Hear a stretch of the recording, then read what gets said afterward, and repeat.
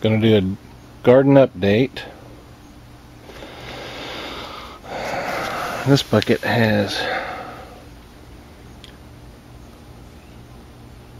4 plants in it. 2 of them are yellow crooked neck, as you can see here. Got some little squashes growing. And the back side are, it's a winter squash called New England Sugar. It's actually a pumpkin, which is a squash. There's no baby pumpkins on there yet. It's going to take a little longer for that one. So this bucket has the lemon squash, and if you look real closely at it, you can see these little bitty yellow BBs on them. How many is that? 1, 2, 3, 4, 5. There's 6 little squashes, and it's a semi-viner, so I'm gonna hang some string going up there, down here, and have them grow up. That I'm really looking forward to trying these. I think it'll be neat. Let me see if I can focus in on one of them. Try out this new camera's capabilities.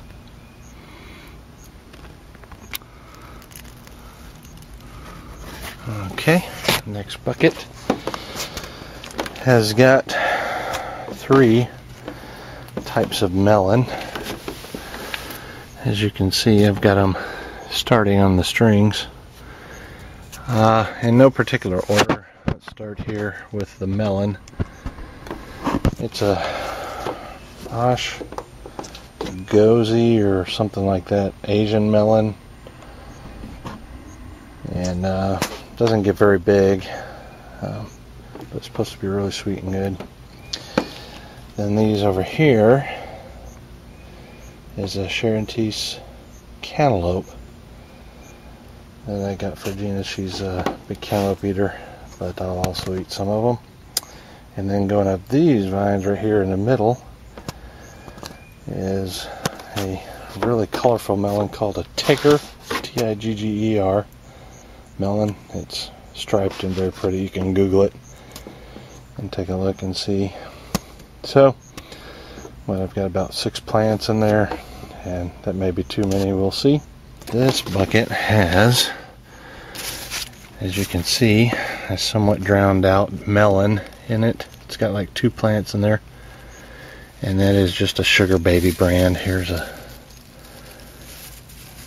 vine. It's starting to come out. Once it reaches the sun, it'll start taking off.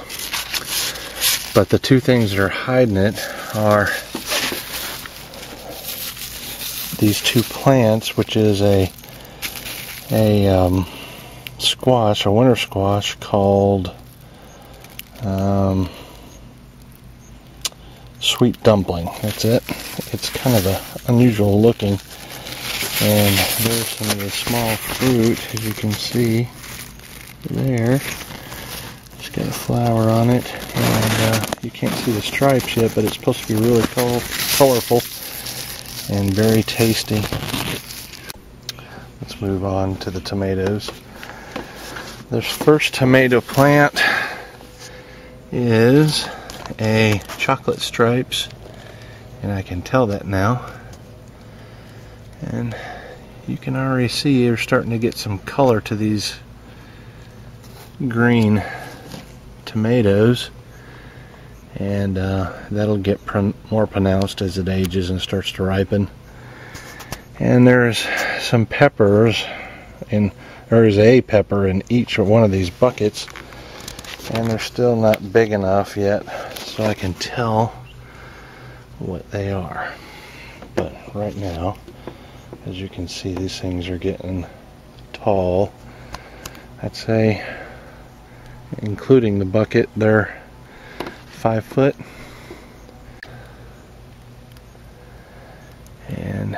You see a little bloom on the pepper plant. Again, the peppers are so similar, I can't tell the difference between the three types. I got a red Marconi, an emerald giant, bell pepper, and an Italian one called a Corno di Toro Risi, which is a sweet, spicy pepper. This plant is a traveler. Some people call them Arkansas travelers. They make beautiful little tomatoes. They're perfect. Perfect growing, perfectly shaped. It's a pink tomato. And they're pretty prolific and very heat resistant. It's a favorite I've grown for a few years. So I had to do it in the buckets. Another traveler. As you can see, I've got them tied to the string. It's getting close to doing another one. They're going to grow all the way to the top, provided everything works out like I want it to. And then once they get to the top, I should have pulled some fruit off the bottom and trimmed off some leaves, and I'll actually let it down so that it can continue to grow up. I'll let the plant droop and either coil or lay the stalk. Here's a pretty decent cluster of the chocolate stripes. This particular plant, there's not a lot of there's no cat facing going on, but they're very shapely. They don't have the neat color like the first one I showed you, but it's very shapely. I'm not sure why some plants do that and some don't. Another traveler. They're not nearly as tall as the chocolate stripes.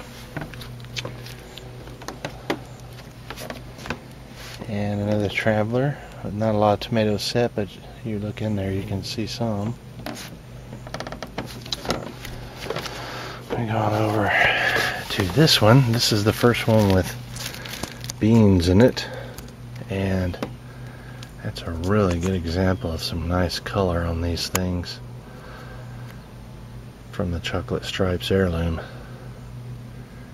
and really neat looking. I hope they're as good as they say they are.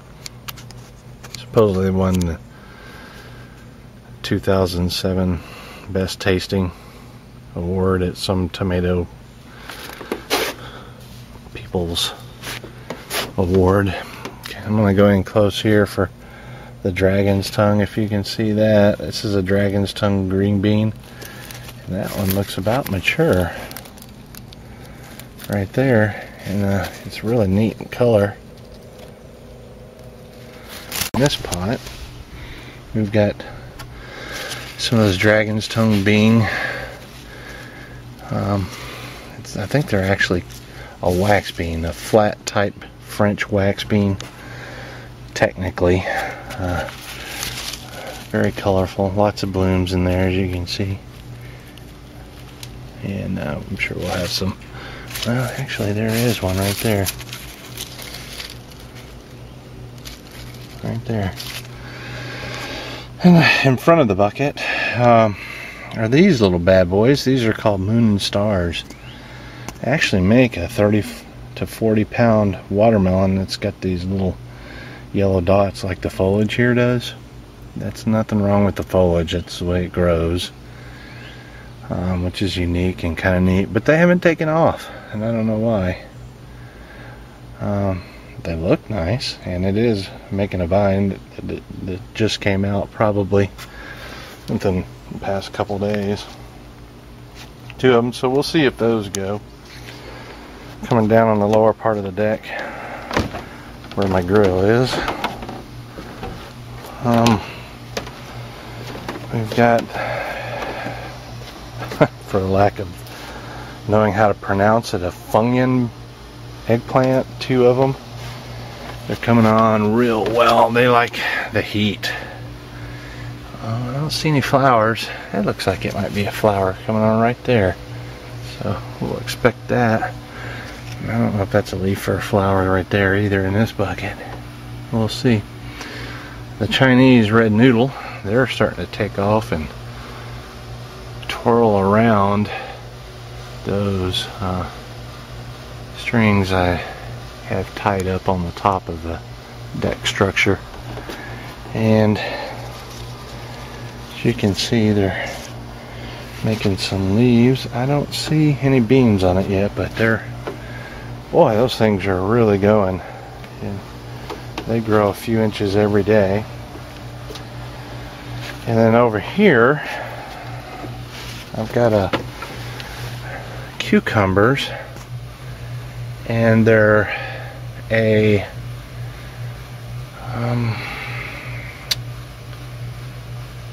not Russian, but somewhere over there. Not Ukrainian, but somewhere over there. It's called an albeit something cucumber. It doesn't get quite as long as the American versions, which is actually, the American versions are called Dutch. They're Dutch types, and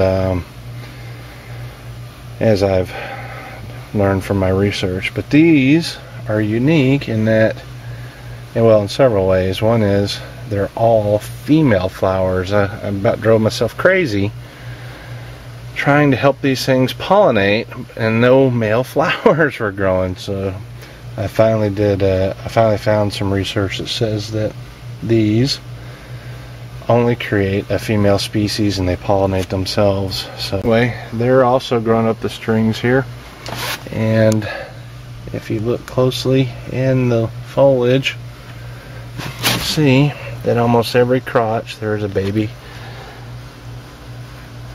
cucumber going all the way up there, all the way down in here on all three of these. So one of the good things about these are obviously, well, not obviously, but they are burpless. I think most of them are burpless nowadays, but they're so thin-skinned and they have no bitterness. They're often eaten just like you would eat an apple. Just wash it and just bite into it.